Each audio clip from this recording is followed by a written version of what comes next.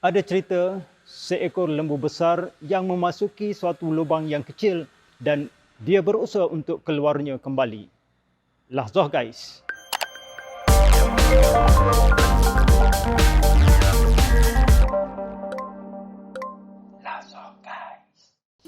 Maha suci Tuhan yang memperjalankan hamba-Nya baginda Rasulullah sallallahu alaihi wasallam pada suatu malam daripada Masjidil Haram ke Masjidil Aqsa yang Allah Ta'ala memberkati sekitarnya sebagai menunjuk tanda-tanda kebesaran Allah Subhanahu Wa Ta'ala, sedangkan Ia Maha mendengar lagi Maha melihat.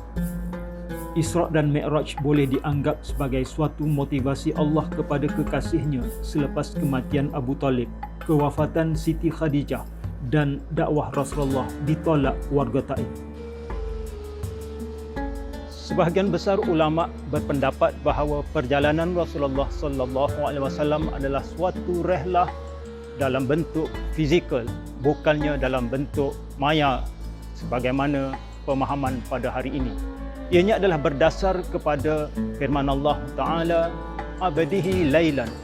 Hamba ini adalah merangkumi fizikal dan juga roh. Di antara peristiwa ataupun perkara yang menarik di dalam peristiwa Mi'raj ini ialah bagaimana Rasulullah diberi tanggungjawab, diberi suatu pengiktirafan supaya solat itu menjadi sebahagian daripada yang disyariatkan. Nabi Musa pernah memohon untuk melihat Allah namun tidak diperkenankan. Ada ulama menafsirkan tindakan Nabi Musa berulang mencadangkan Rasulullah bertemu Allah dengan harapan berkali-kali pula dapat memandang Rasulullah yang melihat Allah. Antara paparan galeri yang dipertontonkan oleh Allah Subhanahu Wa Taala kepada baginda Rasulullah sallallahu alaihi wasallam ialah bagaimana seekor lembu besar yang berusaha keluar daripada lubang yang kecil dan ia berusaha pula untuk masuk kembali.